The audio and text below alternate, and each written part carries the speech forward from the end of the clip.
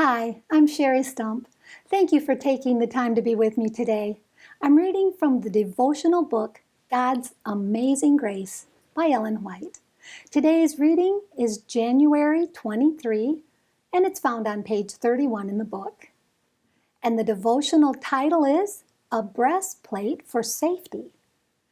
In Ephesians chapter 6 and verse 14 it says, "And having on the breastplate of righteousness."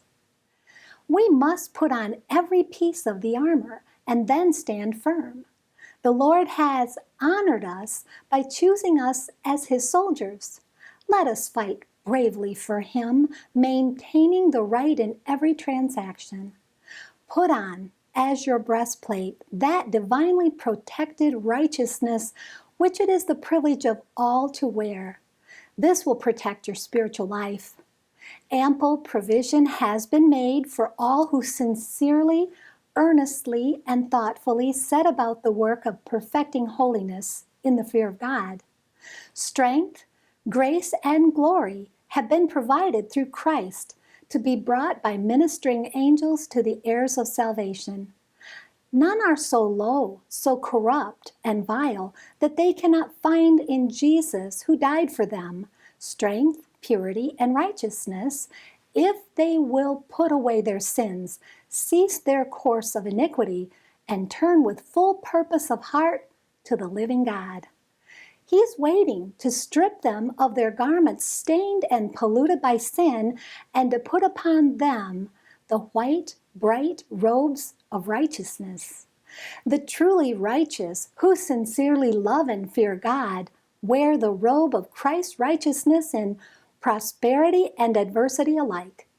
Self-denial, self-sacrifice, benevolence, kindness, love, patience, fortitude, and Christian trust are the daily fruits borne by those who are truly connected with God. Their acts may not be published to the world, but they themselves are daily wrestling with evil and gaining precious victories over temptation and wrong. All who have put on the robe of Christ's righteousness will stand before Him as chosen and faithful and true. Satan has no power to pluck them out of the hand of the Savior. Not one soul who in penitence and faith has claimed His protection will Christ permit to pass under the enemy's power. Each one will have a close struggle to overcome sin in his own heart. This is at times a very painful and discouraging work, because as we see the deformities in our character, we keep looking at them, when we should look to Jesus and put on the robe of His righteousness. Everyone who enters the pearly gates of the city of God will enter there as a conqueror, and his greatest conquest will have been the conquest of self. Thank you for being with me today. It's my prayer that you will keep your eyes on Jesus and put on the robe of righteousness. And I hope you'll join me again tomorrow when we'll find out how we can have true peace. Until then, may God bless you abundantly, more than you can ask or think.